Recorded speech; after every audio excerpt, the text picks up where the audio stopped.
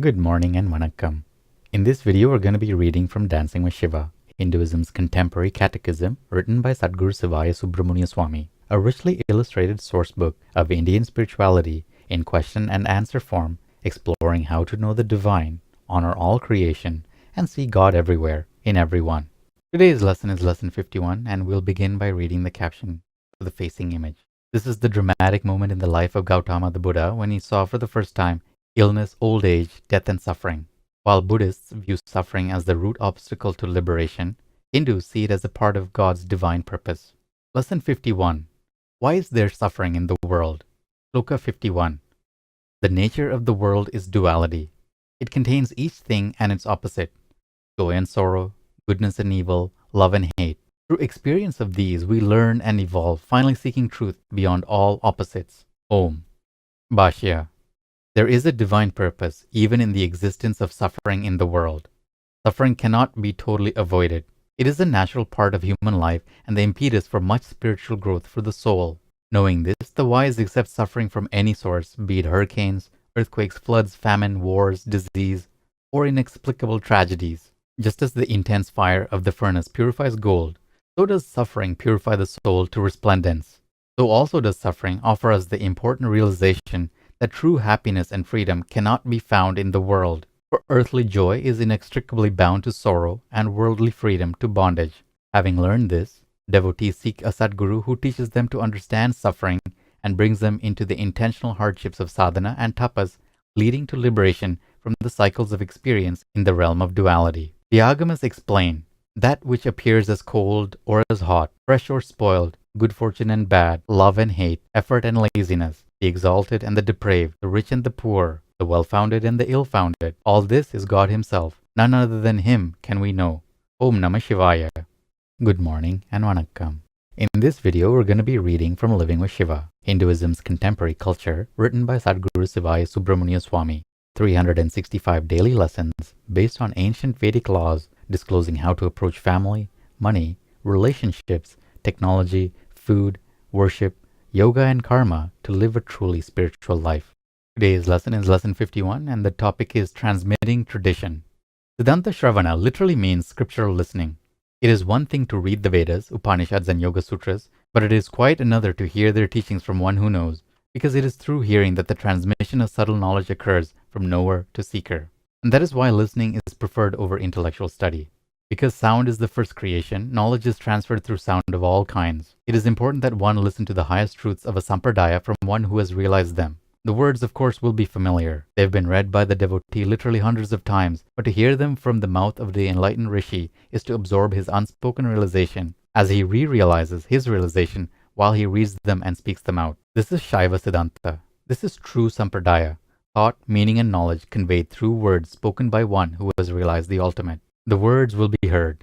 The meaning the Sadguru understands as meaning will be absorbed by the subconscious mind of the devotee, and the superconscious intuitive knowledge will impress the sub-superconscious mind of the devotees who absorb it, who milk it out of the Sadguru himself. This and only this changes the life pattern of the devotee. There is no other way. This is why one must come to the Guru open, like a child, ready and willing to absorb, and to go through many tests. And this is why one must choose one's Guru wisely and be ready for such an event in one's life. Sampradaya actually means an orally transmitted tradition, unwritten and unrecorded in any other way. True, Sadgurus of Sampradayas do write books nowadays, make tape recordings, videos, and correspond. This is mini Sampradaya, the bud of a flower before opening, the shell of an egg before the bird hatches and flies off, the cocoon before the butterfly emerges. This is mini Sampradaya, just a taste.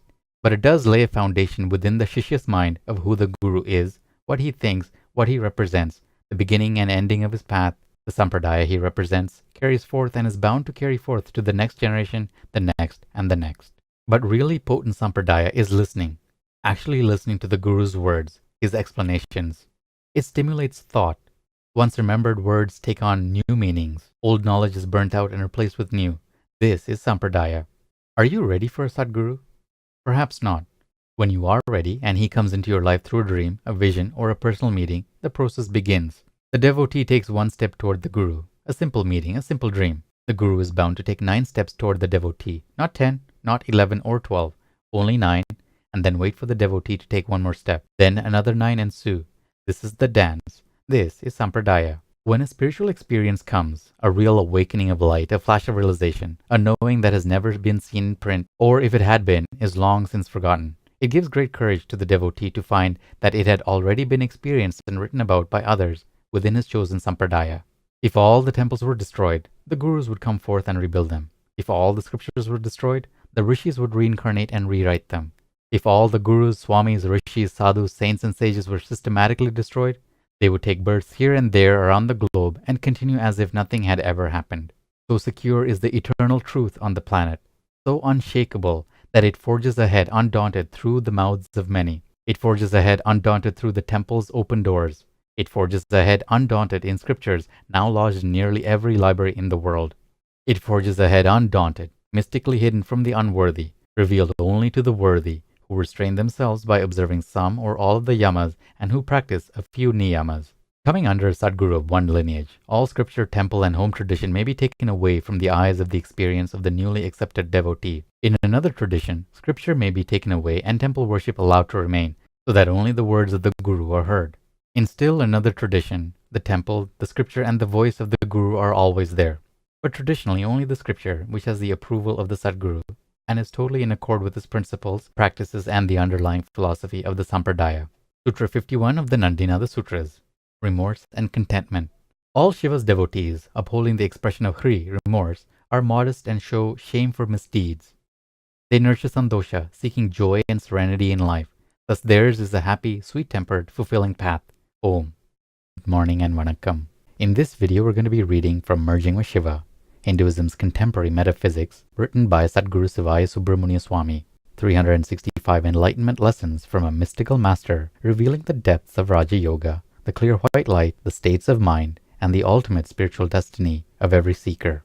Today's lesson is lesson 51, and the topic is capturing the here and now. The feeling and the realization of the here and now intensity of consciousness becomes intriguing to him, and he works daily on yoga techniques to strengthen psychic nerve fibers and perfect his artistry of maintaining this awareness. Many things fall away from him as he expands his consciousness through the classical practices of meditation. He loosens the odic bonds of family and former friends. Magnetic ties to possessions and places fade out until he is alone, involved with the refined realms of mind and in the actinic flow of energies. Occasionally his awareness is brought out into a habit pattern or a concept of himself as he used to be, but viewed with his new stability in his recently found inner security of being whole, this too quickly fades. Whenever darkness comes into the material world, this centered man is light. He sees light within his head and body as clearly as he did in former states of materialistic consciousness when looking at a glowing light bulb. While involved in inner searching some hidden laws of existence or unraveling the solution to a problem of the outer mind, he sits viewing the inner light, and the light shines through the knitted law of existence, clearly showing it in all its ramifications, as well as shining out upon the snarled problem, burning it back into proportionate component parts. Thus becoming adept in using his newly found faculties, he begins to study the findings of others and compare them to his own. This educational playback process elucidates to his still doubting intellect the all-rightness of the happenings that occur within him. He finds that for 6,000 years men have, from time to time, walked the classical yoga path and attained enlightenment, and he begins to see that he has yet far to go, as his light often is dimmed by the pulling he experiences of the past, by the exuberance he shares with the future, and by the yet fawn-like instability of the here and now eternity he has most recently experienced. Now in the dawn of a new age, when many men are being drawn within, it is eminently easier to attain and maintain clarity of perception through the actinic light within the body. Through the classical yoga techniques, perfecting the conscious use of the actinic willpower, the energies can be drawn inward from the outer mind, and the awareness can bask in the actinic light coming into the outer mind only at will and positively. Occasionally, young aspirants burst into inner experience, indicating a balance of intense light at a still higher rate of vibration of here and now awareness than their almost daily experience of a moonglow inner light, the dynamic vision of seeing the head and at times the body filled with a brilliant, clear white light. When this intensity can be attained at will, more than often man will identify himself as actinic force flowing through the odic externalities of the outer mind and identify it as a force of life more real and infinitely more permanent than the external mind itself. And that's it for today's lesson. Take care of yourself, have a beautiful day, and we'll see you in the next video. Om Namah Shivaya.